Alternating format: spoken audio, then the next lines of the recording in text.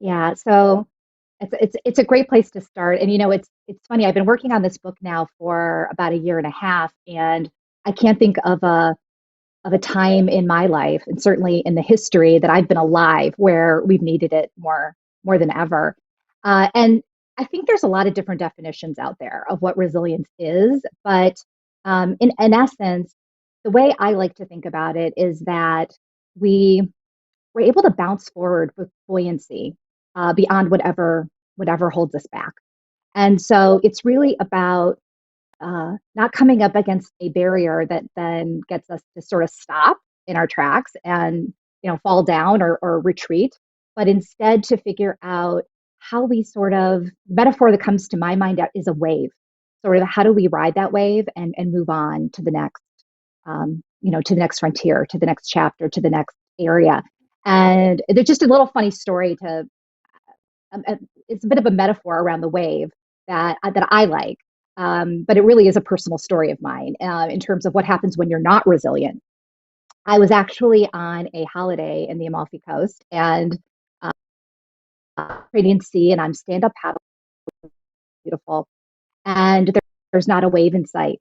And I'm out there, and all of a sudden, I see all my friends. We're there for a wedding, so I have many friends on the shore, and they're all waving at me like this, like be careful, something's happening. And I look around and I see there's a huge boat. And I'm not worried it's going to actually hit me, but it is coming towards me. And I see these waves starting to roil up, there's the big, big waves coming. And they're clearly all, miming at me what I should be doing, and I can't understand a thing that they're saying. And so I think, okay, see the boat. I know a wave is coming, and I'm just going to focus and be really positive and stand with balance and hope it's all okay. And so I did this, right? And do you think, what do you think happened, Ellen? It didn't work. I basically that wave came, and I not only fell off, but it was like I flipped over head first. My friend has a picture of me with my feet up in the air, literally coming out of the water. I was underwater, literally head underwater. And it was amazing because there's this metaphor really of that's what happens when you don't adapt, when you don't pivot, when you hold too firmly and tightly to that paddleboard. I was doing exactly what I was doing before the wave came, and that wasn't going to serve me based on what was going on in my environment. And so that when you asked what do we do, well, first we do focus on the fact a wave is coming towards you, right? It's coming your way. And then you have to adapt. You have to pivot. You have to say, all right, what is called for in this moment? Because something's happening and I need to adapt. And actually, had I just pivoted my stance that I learned later, I could have not just stayed on the board, but I could have ridden the wave. I could have been a little bit, of a surfer and moved forward in a really agile way. And so I think that those are the two key things that you do at first. And I have in my book, I'm going through starting with focus, moving to adapting and pivoting, and then really stretching and ultimately transforming and thriving. So I have about 8 principles that fit underneath those 4 areas, but this pivoting and this adapting so that we can not fall, but in my mind, even move forward with more ease and flow because we're able to handle whatever comes our way. That to me is, resilience on steroids or bulletproof resilience, And a I little, can see a catchy way lot to of, say that. Yeah. yeah, I can see a lot of people right now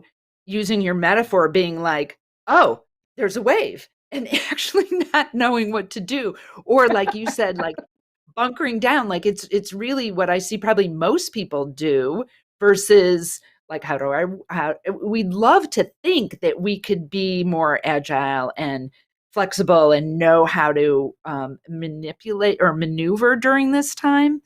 But I don't know. I feel like a lot of people aren't trained in this. So, what are some ways that we can be more flexible or resilient or I like agile, like that thought? Who wouldn't Yeah, want to be agile's like great. that? Exactly, exactly. Well, there's one superpower that I think is really amazing, and we learned bits of this in our emotional intelligence class. So I know that you know the answer to this, but I will share. Um, Martin Seligman, who is the father of positive psychology, he actually started out with a whole different, really a whole different route. And psychology then was all about what wasn't going right and really studying that. And they went through a whole series of experiments and really worked on learned helplessness and the fact that when things don't go right over and over, people learn that it's not going to go right and they just stop trying. There's just this learned helplessness that arises. And what was fascinating to him was, well, he got kind of depressed, I think, just, studying this. But what fascinated him was this question of why there was always a small portion of these experimentees, rats, or what you will, who they they they kept trying no matter what. They did not learn helplessness. And so they started doing experiments and they started testing this, with people and really came up with this surprising answer, which was this number one factor for resilience was optimism. And it was this ability to not to, a lot of people think optimism might be tamping down on reality. That would be like me saying, oh, there's not a wave coming, right? I'm just ignoring it, right? There is no wave. And I'm just going to believe that I can do anything. And that's not reality, right? There is a wave coming. So it's not about that. It's more about really not going down a spiral of negativity. And he actually has a framework. He calls it the three P's. And the first P is when something goes wrong, we don't take it personally, right? You don't say, okay, I brought this all on myself, and that's, there's nothing that can be done. The second is pervasiveness, thinking that, oh, it's not just happening right now to this situation; it's going to happen in every single facet of my life. And the third P is permanence, that it's never going to stop, right? And so that you can see how those P's can really take you down a rabbit hole. And instead, when we put an optimistic framework on it, an optimistic lens, and we look through those eyes, we can realize that, well, something might not have gone well. We don't take it too personally. I fell off. Okay, clearly I didn't know what to do, but I'm a smart person. I can learn, and in the future I can not fall, or I can learn from those mistakes and extrapolate that. So we don't take it too personally, and we learn, right? And then we don't think it's going to affect every part of our lives, and we don't hold on to it, right? We accept that it happened, and then we move on. It's not permanent. It's just a moment in time, and we keep beginning again. And so I think just adding that layer of optimism, I really think that if there's one thing people take away, it's you can be optimistic without being soft. Mhm. And that's just so important. And so I think optimism is key. And then there's another superpower. Actually, I'm going to pause right now because I'd love to hear what you have to add to that, because Yeah, no, I was as you were you're also a saying, trained teacher. So yeah. as you were reminding me of those 3 Ps, I was thinking that right now, I think there's a collective non-optimism of things are pervasive. It's every area of our lives, and it's also permanent. This feeling of it's never going to get better, even though intellectually we know we're not going to be in pandemic forever. But there's this, whether or not we're taking it personally, there's probably not enough personal right now. It's like blaming the other. But Exactly. I know Yeah. what you're saying. That's not what Seligman actually meant there. And I'm really glad you brought that up, because there is this balance. And I remember reading that book in the 90s. I'm pretty high optimism level, but that bringing in reality. And I think that's important. A really important point you brought up, that it doesn't mean you're not realistic, but you just have a different screen over it. So, Steph, is how do we take some of this information and bring it into client relationships during troubling times? Yeah, that's a great question, and of course, extremely relevant for your audience. And with clients and relationships, what's so important is this is having empathy, right? And compassion. And so, empathy really being, and I want to make a distinction between what those two things are, because they're both really important, but they're different too. So empathy is really, being with somebody. And the good news is we're actually wired, neurobiologically, we are wired for empathy. We have these mirror neurons so that Ellen, if you would stub your toe, I would feel pain right away. I would just feel that because I'm wired to do that, which is amazing. Although, like anything, I get really excited about this notion of neuroplasticity that we can what we think, do, and pay attention to, we can dial up, right? We can build more muscles, kind of like we're going to the gym. And I love this recent finding that we're not baked, that we can do this at any time. So we can actually dial up empathy by certain mindfulness practices, by basically practicing empathy. So that's really, really important. And so really being empathetic can manifest in many ways. It can be listening to somebody and just being there with them. And then I think what's really important, and we do this in coaching, is we validate how somebody's feeling. We don't have to agree with them. And certainly right now in this country, we have many different opinions, many things going on, right? We don't have to agree with somebody, but we can validate that they're frustrated or they're sad or they're depressed, right? And not necessarily go down that hole with them, but just validate that they feel that way and that makes sense for them and where they are. And what's really important though is to know that, and I have some clients like this who are so empathetic that it can actually take its toll on them. And this can be, I'm sure this can happen very often in the advisor community where people are very empathetic and they take on pain of their clients, and they really, really feel it deeply. And so in that situation, um, there's this kind of a mind shift that you can do. I named my company Mind Fire Mastery because I love the fact that we can tap into what's really important to us, our fire, but then we have this power of our mind and we can shift and really build what we want. And so you can shift to compassion. And compassion it arises only when there's suffering. And it's really this ability to want to act on behalf of, to help, to be with somebody, but then to offer help. And so when we start to go there, we actually activate a different portion of our brain, this pro-social network, and we don't experience burnout. We don't experience, that pain that can happen with empathetic distress. And so, empathy is great. It's hardwired, and really validating what people feel is critical.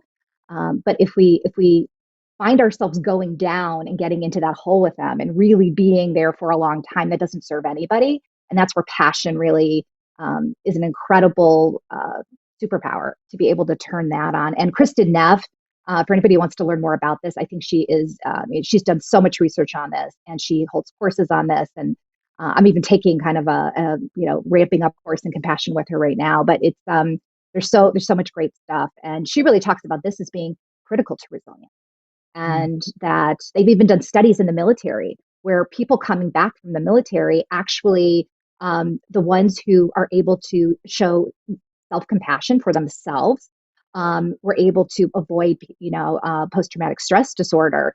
Even even those that were in combat are able to do this, and so it ends up being this incredible muscle that you can use not just for others, for client relationships, but for yourself, and really pointing it towards yourself. And so in um, in Eastern religions, they actually don't even, or Eastern philosophies, they don't differentiate between compassion being self or other. It just is. And we start with ourselves and then we emanate outwards. So, Yeah, one of the things I found so yeah. interesting in that research is that actually self-compassion can be more powerful than self-esteem. For people doing Yes. better in schoolwork, they did that, and recovering from a setback. And I think that's not counterintuitive. We're thinking like, oh, you need to have self-esteem, but this idea of self-compassion being such a powerful tool is not one we expect.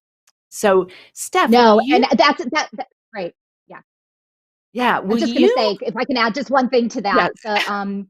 just one thing to add, sorry, Ellen. Motivation and sustainable motivation, to your point, compassion really is the fuel that will keep you going longer. Self-esteem might build you up, but it's more of a short-term fix, if you will, versus that long-term motivation. So that was a great point that you added. Just wanted to build on. Mm. Will you, walk us through or lead us through a meditation? I think, A, it would be helpful for people just to have a little bit of a break in their day and also to give us a sense of some of the things you've been sharing with us. Oh yeah, I would be happy to do that. And I I have a practice that is a really beautiful compassion practice. Um, and a connectivity practice. So why don't we do that? And so wherever you are, however you are in this moment, I invite you right now to just drop in, um, drop into your chair, or if you're standing or if you're sitting, just drop into a place where you can be both relaxed and alert at the same time. And just start breathing in and breathing out. And really breathe in. On your next breath, just breathe in as deeply as you possibly can.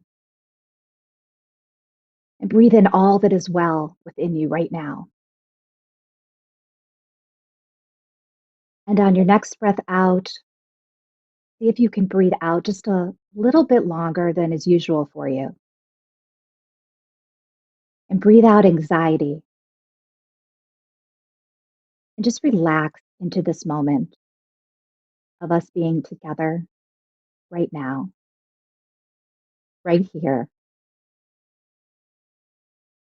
being on the same earth with our feet grounded and feeling the earth that is connecting all of us together. And now I invite you to take your right hand and place it over your heart.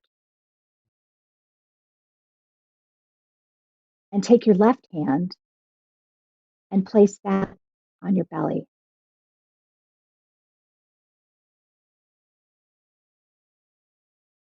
And as you breathe, literally feel your torso expanding and contracting as the lungs just expand and contract naturally.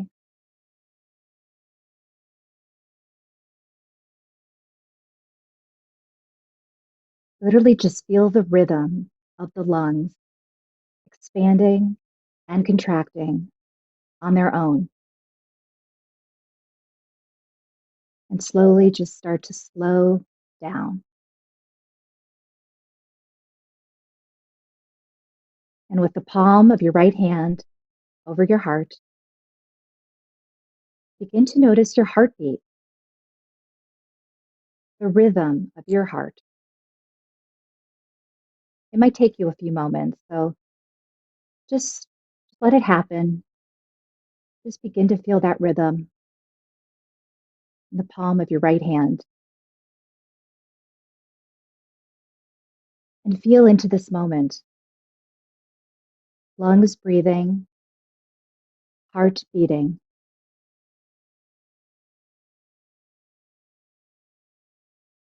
And just rest in this capacity we have for deepening our sense of well being right here and right now in our bodies and our breath and our being.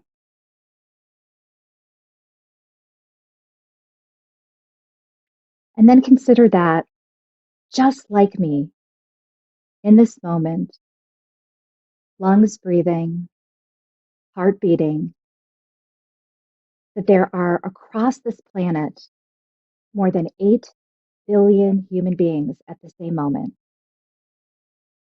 Lungs breathing, heart beating, just like me. Wishing to be well, wishing to be appreciated, wishing to be cared for, just like me.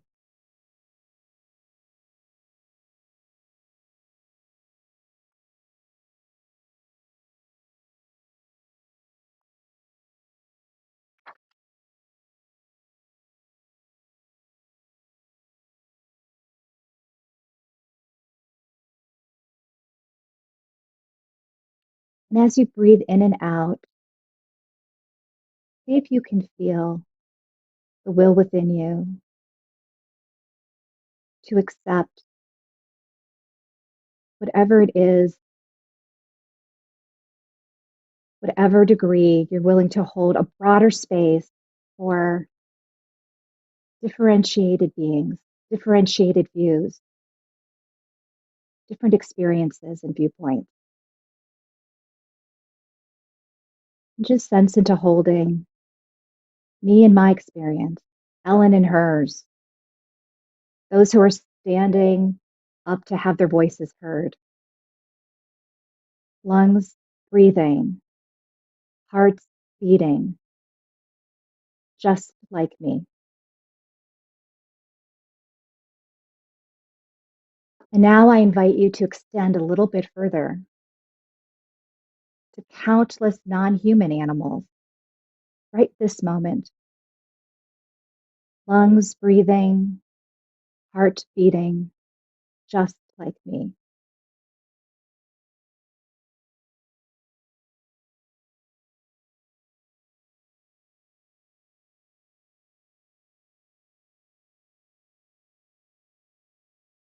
And feel this sense of life, this common humanity, and this matrix of connectivity to all living beings. And know that you're not alone. And now I invite you to wish that all beings be well. May they be happy. May they be free, free from all suffering, and may they be at peace. And now for yourself, don't forget yourself. May I be happy. May I be free from suffering. May I be at peace. May all beings everywhere on this planet breathe, be nourished, be appreciated, be loved. Lungs breathing, heart beating, just like me. And as we come towards a close, just honoring the light of humanity and bringing to this practice an intention of moving towards more effectively working and being together. Thinking about what you can uniquely offer.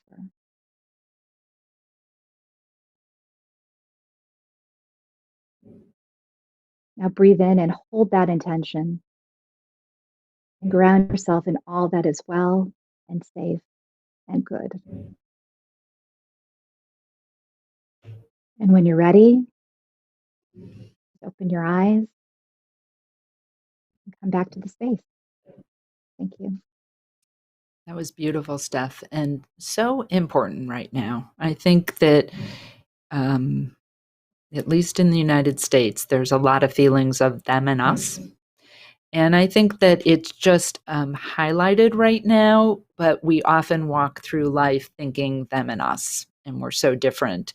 And I love that compassion meditation. I love that it was embodied, that we could feel it. And I know for me, that idea of wishing others well, of this idea of just like me, they want happiness, they want to be safe, they want to be loved, is something that is really easy to share with people energetically. You know, you don't have to walk down the street out loud saying, "May you be happy, may you be well." You could do that. People may think that's weird, and maybe you don't care. But I know this is a practice that I do when I was traveling a lot and was in the airport. I would wish people well. And now when I'm out on my walks in the morning, I do this on a regular basis. And it just, God, what a beautiful reminder that we are all just human. So thank you so much for that.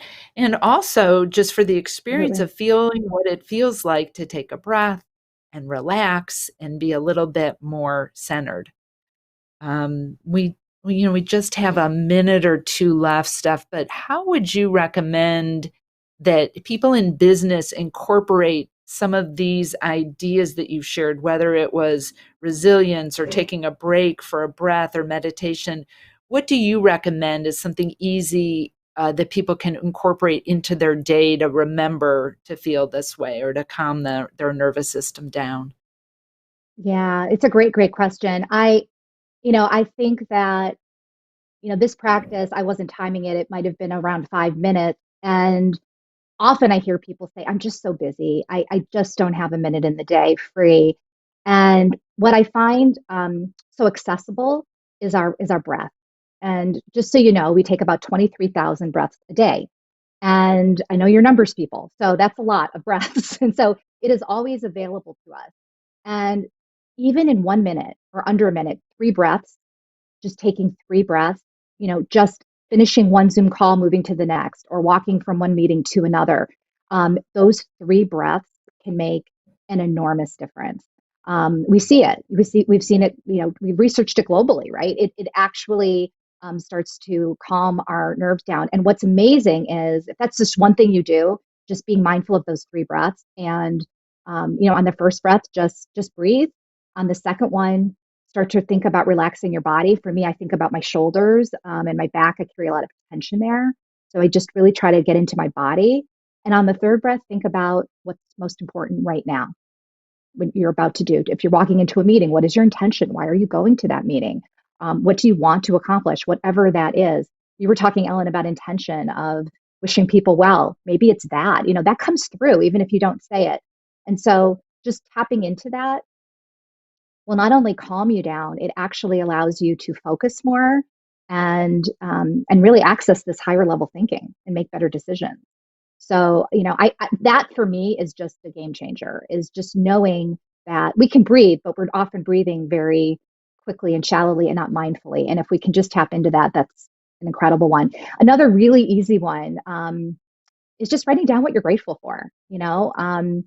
And that starts to move us towards this more optimistic viewpoint that we talked about, which can be just a great one. And a game you can play is also just looking for three good things in a day, and you can actually make it a rolling list. So if something good happens, you write it down, and you try to accumulate three good things. And when we look for good things, we find good things. It's kind of like when you're looking for a new car. All the cars you see are that maybe the red car that you're looking for, that model. You notice it. So just starting to actually notice, being grateful, notice good things will start to shift you. There's a negativity bias that we naturally have, and it's to protect us, right? That's why we've survived for millions of years and generations, because when something goes wrong, we remember it. We remember it really well, so it doesn't happen again. But it does not work well for us in modern society, where we don't have to worry about our survival every day, typically, right? And so five good things are needed, five positive things are needed to neutralize one negative. It's not a one for one, unfortunately. So just, the gratitude, the looking for good things, this will help to neutralize that and then help you be more resilient. So I would say that and the breaths could be, really great foundations for moving forward. Perfect stuff. So, on that, I would say that one of the good things on my list today was being able to spend this time with you and experience your meditation. I'm so grateful. And I Oh, me too. know that you have some resources for our audience here. If they go to Mind, tell us where to go. Mindfiremastery.com. Mindfiremaster.com. Right, right. Mindfire, just as it sounds. It's, mastery.com. And on my website, just if you go there, you can quickly download a number of practices for resilience. So, it's free. Just go there and you can get that. I also have a free masterclass. So, if you've got 55 minutes, you can get so much information to really go a bit deeper on that. And if you're interested in learning more about coaching or programs, any way in which I could support you, there's actually a link there to set up time for a free consultation with me on my calendar. So those are all the things you can get by taking a quick visit to mindfiremastery.com. Great. Thank you so much, Steph. And for all of you out there, thank you for being here. Again, my name is Ellen Rogan, and I am really excited because this Friday we have the Extraordinary Advisor Masterclass starting, and there is still time to sign up.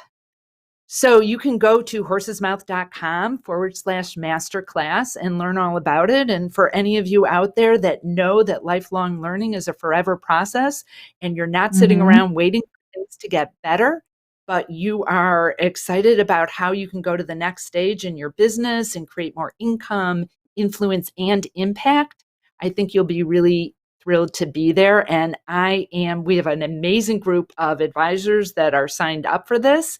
There's still room for a few more of you if you're interested. Love to see you there. So thank you, as always, for being here with us today. My challenge for Okay. you is, how big of a positive impact are you willing to make? And to remember to be great and create great every